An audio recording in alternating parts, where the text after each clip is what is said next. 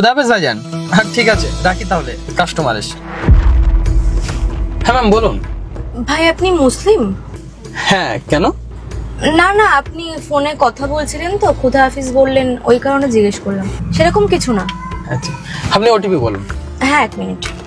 5725। ওকে।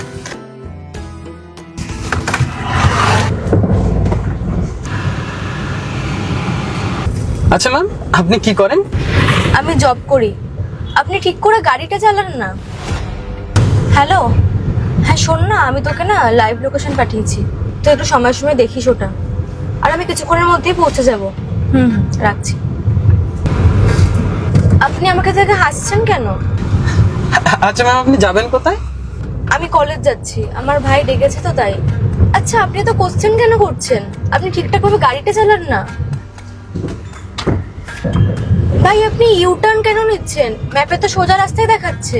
আসলে ম্যাম সামনের রাস্তাটা একটু খারাপ, রাস্তায় কাজ চলছে, সেই কারণে আমি আপনাকে এই রাস্তা দিয়ে নিয়ে যাচ্ছি।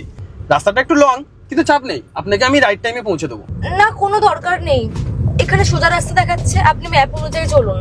আরে ম্যাম আপনাকে বললাম না সামনের রাস্তায় কাজ হচ্ছে, রাস্তাটা খারাপ, সেই কারণে আমি আপনাকে এই রাস্তা দিয়ে নিয়ে যাচ্ছি। চাপ নেই, আমার চেনাশোনাই রাস্তা, আমি আপনাকে সঠিক টাইমে পৌঁছে দেবো।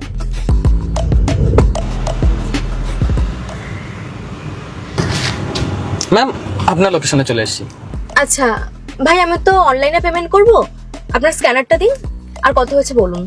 1 মিনিট ম্যাম দেখে বলছি। ম্যাম আপনার 700 টাকা হয়েছে, প্লাস 100 টাকা টোল ট্যাক্স, টোটাল 800 টাকা হয়েছে। 100 টাকা বেশি? কিসের জন্য? আমার তো এখানে 700 টাকাই দেখাচ্ছে। আসলে ম্যাম টোলটা না প্যাসেঞ্জারকেই দিতে হয়, সেটা হয়তো কোম্পানি উল্লেখ করতে ভুলে গেছে, তার জন্য সরি। আর আপনি যখন উঠেছেন তখনও আমার বলা হয়নি, তার জন্য সরি। কিসের সরি? আর আপনি আগে কেন বলেননি? এখন বলে লাভটা কি? আমার 700 টাকা হয়েছে, আমি 700 টাকাই দেবো।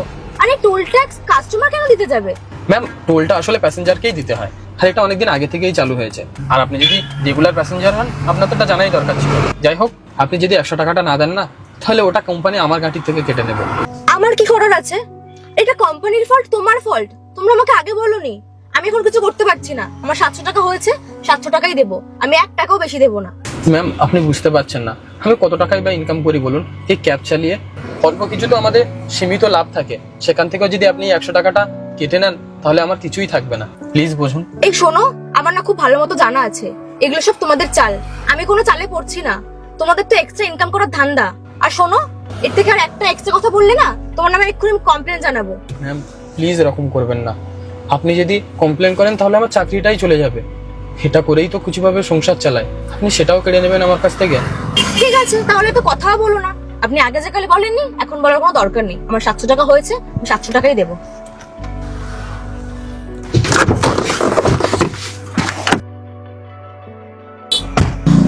শিট।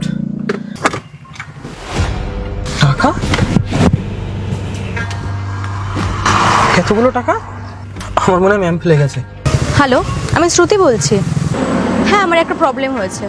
আপনি আপনার কোম্পানি থেকে একটা ক্যাব পাঠিয়েছিলেন তাই না? ক্যাবের ড্রাইভারটা অত্যন্ত খারাপ ছিল, আর ওনার নজরও খুবই খারাপ। মেয়েদের দিকে খুব বাজেভাবে নজর দেন। হ্যাঁ আমার দিকে বারবার ঘুরে ঘুরে দেখছিল। হ্যাঁ আমি আপনাকে এটাই বলতে চাই যে ওনার ওপর তাড়াতাড়ি একটা অ্যাকশন নিন, না হলে কিন্তু খুবই বড় একটা প্রবলেম হয়ে যাবে। শুধু আমি বলে না, কোনো মেয়েই তো সেফভাবে জার্নি করতে পারবে না। হ্যাঁ হ্যাঁ ঠিক আছে, থ্যাংক ইউ। ম্যামকে টাকাটা ফেরত দিতে হবে। দেখি ম্যামের নাম্বারটা হয়তো ফোনপেতে থেকে যেতে পারে। ও শিট, এখানে তো 3টে নাম্বার দেখাচ্ছেই না। এখন কি করি? হ্যাঁ কমপ্লেন? ম্যাম আমার নামে মিসবিহেভের কমপ্লেন করে দিল। কিন্তু আমি ওনার সাথে মিসবিহেভ করলামই কখন? আমি তো জাস্ট ভালোভাবেই চেয়েছিলাম যে আমার টোলের টাকাটা দিয়ে দাও। এক তো 100 টাকা দিল না, আমার লস করে দিল, তার উপরে আবার কমপ্লেন। কি আর করা যাবে? ম্যামের টাকাটা রিটার্ন করতে হবে। এক কাজ করি, ম্যাম যেখানে ছিল আমি সেখানেই ফেরত যাই, হয়তো ম্যামকে সেখানেই পাওয়া যাবে।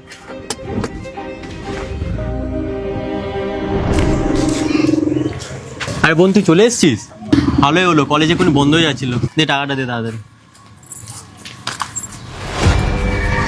টাকাটা? টাকাটা কোথায় গেল? ব্যাগেই তো ছিল। টাকাটা কোথায় গেল মানে? পাগল আছিস নাকি তুই? তোর দ্বারা কি একটাও কাজ হয় না? তুই বাড়ি থেকে টাকাটা এনেছিস না আনিসনি আগে বল সেটা। টাকাটা মনে হয় আমি গাড়িতেই ফেলে এসেছি, আমি তো ঠিক বুঝতেও পারছি না। কি বলছিস, তোর মাথা ঠিক আছে? পুরো 50,000 টাকা ছিল ওতে। আমি জানি না, তুই যেখান থেকে পারি আমার টাকাটা নিয়ে আয় যা। ঠিক আছে, আমি দেখছি।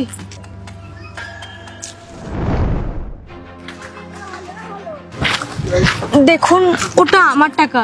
আমি গাড়ি থেকে নামার সময় ভুল করে ফেলে চলে গেছিলাম। আমি না বুঝতে পারিনি। প্লিজ আমার টাকাটা দিয়ে দিন। টাকাটা আমার খুবই দরকার, আমাকে কলেজে দিতে হবে, প্লিজ।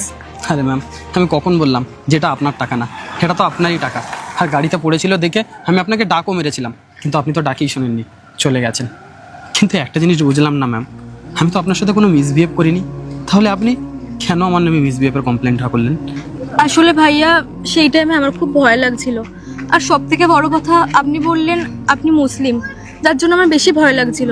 আর আপনি বারবার আমার দিকে দেখছিলেন, তো কি করবো আমি ঠিক বুঝতে পারিনি। সরি। এই নেন আপনার টাকা। Thank you so much. আরে ম্যাম, আপনি যখন শুরুতে ঢুকেই না আপনি শুনলেন যে আমি একজন মুসলিম, তখন থেকে আপনি ঘাবড়ানো শুরু করে দিয়েছিলেন। আর আপনি যাতে কমফর্ট জোনের মধ্যে আসতে পারেন, সেই কারণে আমি আপনাকে বারবার দেখে হাসছিলাম, আপনার সাথে বেশি বেশি কথা বলছিলাম, যাতে আপনি কমফর্ট জোনের মধ্যে আসতে পারেন, আপনি কমফোর্টেবলি ট্রাভেল করতে পারেন। কিন্তু আপনি তো একটা ভুল ধারণা নিয়েছিলেন মনের ভিতরে। সরি ভাইয়া, আমি বুঝতেই পারিনি যে এতটা বাড়াবাড়ি হয়ে যাবে। প্লিজ আমাকে ক্ষমা করে দিন। কিন্তু ম্যাম, আপনার এই সামান্য ভুল বোঝার কারণে, আপনার একটা ছোট্ট ডিসিশনে আজ আমার চাকরিটা চলে গেল। আমি একটা গরিব ছেলে, আমি ক্যাব চালিয়েই আমার সংসার চালাই, সেখানে আপনার একটা ভুল চিন্তাধারার জন্য জবটা চলে গেল। এখন থেকে আমি না কোম্পানিতেই যে গাড়িটা চালাতে পারবো, না ঠিক করে আমি আমার সংসারটা চালাতে পারবো। কি বলুন তো ম্যাম, আমরা মুসলিম, কিন্তু তার মানে এই নয় যে আমরা খারাপ। পৃথিবীর সব মুসলিমরা খারাপ হয় না, আর কখনোই না মানুষের জাত ধর্ম দেখে তার ক্যারেক্টার ডিসাইড করতে নেই। আপনি তো 2 মিনিটেই আমার ধর্ম শুনে আপনি আমাকে জাজ করে নিলেন, আর আপনার এই সামান্য ভুল জাজমেন্টের কারণে আজ আমার চাকরিটাই চলে গেল। প্লিজ ভাইয়া, আমাকে ক্ষমা করে দিন। আমি বুঝতে পারিনি এতটা বাড়াবাড়ি হয়ে যাবে। আমি এক্ষুনি কোম্পানি থেকে আপনার কমপ্লেনটা তুলে নিচ্ছি। আর টোলের ট্যাক্স না, এই নিন। থাক ম্যাম, লাগবে না আপনার টোলের ট্যাক্স। আমি যখন কোম্পানিতে গাড়িটাই চালাতে পারবো না, তাহলে আর এই টোল ট্যাক্সটা নিয়ে আমি কী করবো? ক্ষমা করবেন। মনে রাখবেন, আপনার একটা সামান্য ভুল চিন্তাধারার জন্য কারো জীবন নষ্ট হয়ে যেতে পারে। তাই দয়া করে কারো ধর্ম দেখে তার ক্যারেক্টার জাজ করবেন না, কারণ মানুষের পরিচয় তার মানসিকতার ভিতরে থাকে, কোনো ধর্মে নয়।